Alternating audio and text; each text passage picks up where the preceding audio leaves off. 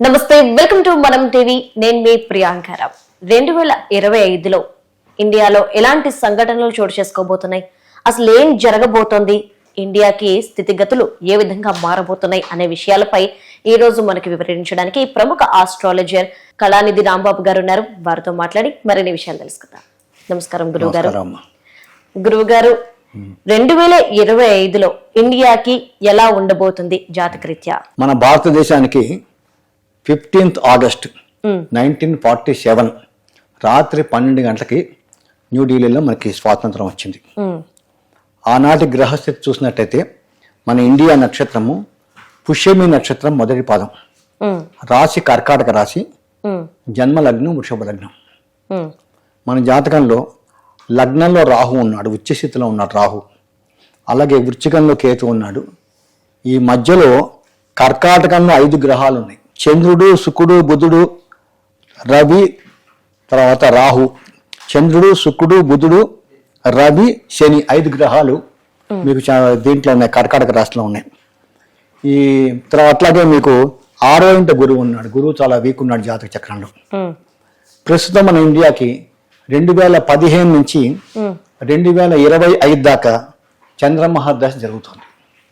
చంద్రమహాదశ చంద్రుడు విపరీతమైన యోగం చేశాడు మనకి. కాబట్టి మీరు చూడండి, 2014లో నరేంద్ర మోడీ గారు భారత ప్రధానిగా ఆయన బీజేపీ తరఫు నుంచి ఆయన పోటీ చేసి గెలిచి ఆయన భారత ప్రధాని అయినారు. ఆ తర్వాత నుంచి 2015కి ముందున్న భారతదేశము 2015 తర్వాత ఉన్న భారతదేశం మీరు కంపేర్ చేసుకున్నట్టయితే చాలా అభివృద్ధిలోకి వచ్చాం మనం. ముఖ్యంగా మీరు ప్రతి స్టేట్ కూడా మంచి అభివృద్ధిలోకి వచ్చింది. మన హైదరాబాద్ తీసుకోండి, ఎట్లా ఉన్న హైదరాబాద్ చివరికి ఎక్కడో మారుమూల కూడా 30 అంతస్తులు 40 అంతస్తుల బిల్డింగ్స్ లేవటం. అట్లాగే నరేంద్ర మోడీ గారు వందే భారత్ విపరీతమైన కొత్త ట్రైన్స్ ఇంట్రడ్యూస్ చేసి ఎకానమీని చాలా చేసి జిఎస్టీని ఇంట్రడ్యూస్ చేసి ఆ జిఎస్టీని ఇంట్రడ్యూస్ చేయటం అనే కొన్ని లక్షల వేల కోట్లు మనకి ఆదాయం ఇప్పుడు మన సెంట్రల్ గవర్నమెంట్ లో ఉంది. ఇప్పుడు డబ్బు అనేది మన దగ్గరికి నిల్వ ఉంటేనే రేపు పొద్దున వారు లాంటి వచ్చినప్పటికీ కూడా దాన్ని ఖర్చు పెట్టడానికి మనకు ఉంటుంది. కాబట్టి ఈ చంద్రమహాదశ చాలా యోగం చేసింది మనకి. అట్లాగే ఆయన అదృష్టం ఏంటంటే చంద్రమహాదశ టైంలో ఆయనకు కూడా చంద్రమహాదశ జరగటం మన భారత ప్రధాని నరేంద్ర మోడీ గారికి 2 విధాలుగా కలిసి వచ్చింది. దీనివల్ల ఏంటంటే ఇప్పటిదాకా మన దేశం స్మూత్ గా నడిచింది. గత 3 సంవత్సరాలు బట్టి కూడా మీకు ఇటు ఇజ్రాయెల్ కి, తర్వాత యుక్రెయిన్, దీనికి మన హమాస్ కి, ఇక్కడ వీళ్ళకి హిజ్బుల్లాకి యుద్ధం జరుగుతున్నప్పటికీ కూడా, అటు రష్యాకి యుక్రెయిన్ కి యుద్ధం జరుగుతున్నప్పుడు కూడా మన ఇండియా స్టాండర్డ్ గా ఉండి న్యూట్రల్ గా ఉండి దేంట్లోనూ ఇన్వాల్వ్ కాకుండా ఇట్లా ప్రశాంతంగా వెళ్ళిపోవటానికి కారణం ప్రస్తుతం మన దేశానికి నడిచే మహర్దశ. కానీ రేపు 2025 మార్చిలో ఈ మన భారతదేశానికి చంద్ర మహర్దశలో ఈ శుక్రుడి అంతర్దశ వెళ్ళిపోతుంది. చంద్రుల్లో శుక్రుడు వెళ్ళిపోయి ఆఖరి అంతర్దశ చంద్రమహర్దశలో ఈ రవి యొక్క అంతర్దశ మొదలవుతుంది. ఒక మహర్దశలో ఆఖరి అంతర్దశ వచ్చినప్పుడు దాన్ని దశాఛిద్రము అంటారు. ఈ దశాఛిద్రములో అటు దేశానికి కానీ ఇటు ఇండివిజువల్ వ్యక్తిగతంగా ఏ జాతకుడికి కూడా ఎలాంటి యోగము చేయదు. దశాఛిద్రంలో మానసిక వ్యధ మనిషికి విపరీతంగా ఉంటుందన్నమాట. ఏ పని కాదు, ప్రతి విషయంలోనూ ఆటంకాలు చాలా అధికంగా వస్తాయి. మనసు చాలా చికాగ్గా ఉంటుందన్నమాట.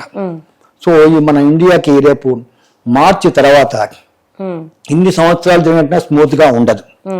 అట్లాగే రెండో విషయం ఏంటంటే ఈ 2025 మార్చి 29వ తారీఖు నాడు 6 గ్రహాలు మీనరాశిలో కలుస్తున్నాయి. దాన్ని షష్టగ్రహ కూటమి అంటారు. ఇట్లాగే లాస్ట్ ఇయర్ కూడా 7 గ్రహాలు సప్తగ్రహ కూటమి వచ్చింది, ఇది షష్టగ్రహ కూటమి. ఇట్లాగే మీకు 1962లో అష్టగ్రహ కూటమి వచ్చింది. 8 గ్రహాలు మకర రాశిలో కలిసినాయి. అది వచ్చిన 3 నెలలకే మన ఇండియాకి చైనాకి వారు వచ్చింది. సో ఈ షష్టగ్రహ కూటమి ఏమాత్రం మంచిది కాదు. ఇది ఒక మన దేశానికే కాదు, ప్రపంచానికి కూడా మంచిది కాదు ఈ షష్టగ్రహ కూటమి.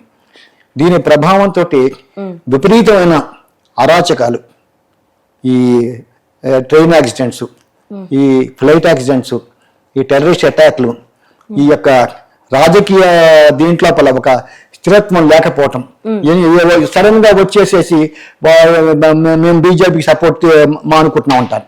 అది ఎవరి తప్పు కాదు. గ్రహం ఎట్లా నడిస్తే మనిషి తన జీవితము అట్లా నడుస్తూ ఉంటుంది అనమాట. కాబట్టి అక్కడ ఏంటంటే ఈ షష్టగ్రహ కూటమి వలన మన దేశానికి 2025 ఏమాత్రం అంత అనుకూలంగా ఉండదు. గురువుగారు, ఇంతకు ముందు మీరు చెప్పారు 8 గ్రహాలు ఒకేసారి ఒకే దగ్గర కలవడం వల్ల చైనాకి ఇండియాకి వార్ వచ్చింది. మరి ఇప్పుడు 6 గ్రహాలు కలుస్తున్నాయి కాబట్టి చైనాకి ఇండియాకి మధ్య సంబంధం ఏ విధంగా ఉండబోతుంది? మళ్ళీ ఏమైనా ఇలాంటి యుద్ధాలు చూడబోతున్నామా? అంటే చైనాకి ఇండియాకి యుద్ధం అయితే రాదు. ఎందుకంటే మెయిన్ గా ఏంటంటే ఇప్పుడు చైనాకి రేపు మార్చి 28వ తారీఖు నుంచి ఏలినాటి వెళ్ళిపోతుంది. కాబట్టి గతంలో చాలా వేషాలు వేశారు చైనా. ఇంకా వాళ్ళకి ఎందుకంటే కంట్రీ డెవలప్ చేసుకున్న దీంట్లో ఉంటారు. బట్ ఏంటంటే ఇప్పుడు మెయిన్ గా వస్తుంది ఏంటంటే అక్కడ రష్యా మెయిన్ గా ప్రమాదం రష్యా తోటి యుక్రెయిన్ యుద్ధం ఇదైనప్పుడు ఇందాక నేను చూశాను. ఫ్రాన్స్ మీద కూడా మిగతా దేశాల మీద రష్యా అటాక్ చేయడానికి సిద్ధంగా ఉంది.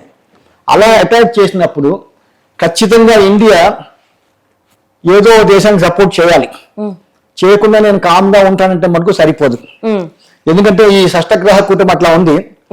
దానికి తగ్గట్టుగా మన ప్రధానమంత్రి నరేంద్ర మోడీ గారు కూడా వచ్చే రోజులు అంత ఏం బాలేదు. అది మెయిన్ అనమాట. ఈ షష్టగ్రహ కూటమి ఖచ్చితంగా చాలా ప్రమాదాలు దారితీస్తుంది. నాకు తెలిసి 90% దాకా 3వ ప్రపంచ యుద్ధం రావడానికి అవకాశం ఉంటుంది. అక్కడ ట్రంప్ కూడా ఎవరి మాట విండు. అక్కడ రష్యా పుతిన్ ఆయనకి అసలు ఇప్పుడు దశ ఏమాత్రం అనుకూలంగా లేదు. అతను ఎవరి మాట విండు. ఎందుకంటే ఇప్పుడు గతంలో మిగతా కంట్రీస్ అన్ని కూడా యుక్రెయిన్ కి సపోర్ట్ చేయటం అన్నా అతను ఏకాకి అయిపోయాడు రష్యా అతను. కాబట్టి ఇప్పుడు అతను మనసులో పెట్టుకొని ఆ కక్ష సాధింపు చేస్తున్నాడు. ఇప్పుడు ఆగే ప్రసక్తి లేదు. పైగా ఏంటి, ఈ యుద్ధానికి కుజగ్రహం కారకుడు. మామూలుగా ఒక్కొక్క రాశిలో 45 రోజులు ఉండాల్సిన కుజుడు ఈసారి కేవలం కర్కాటక రాశి, ఈ మిథున రాశి, ఈ 2 రాశుల్లో 9.5 నెలలు ఉంటున్నాడు. అంటే ఆల్మోస్ట్ గా 2025 జూన్ దాకా అక్కడే ఉంటాడు. ఆల్మోస్ట్ గా వచ్చి కూడా 1.5 మంత్ అవుతుంది. ఇప్పుడు 93 రోజులు కర్కాటక రాశిలో ఉంటాడు. వక్రం అంటే గ్రహం ముందుకెళ్ళి వెనకాలకు వస్తుంది. అందులో పాపగ్రహాలు వక్రత్వం చెందితే దానికి త్రిబుల్ పాపత్వం కలిగి ఉంటాయి అన్నమాట. యుద్ధానికి మెయిన్ కారకుడు కుజగ్రహం.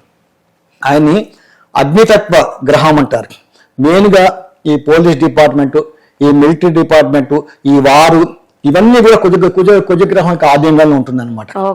సో కాబట్టి ఈ వచ్చే రోజు జూన్ దాకా మనకు చాలా ప్రమాదకరమైన పరిస్థితులు ఉంటాయమ్మా. 2025 ఏమాత్రం ఇండియానే కాదు ప్రపంచంలో ఏ దేశం కూడా శాంతిగా ఉండదు.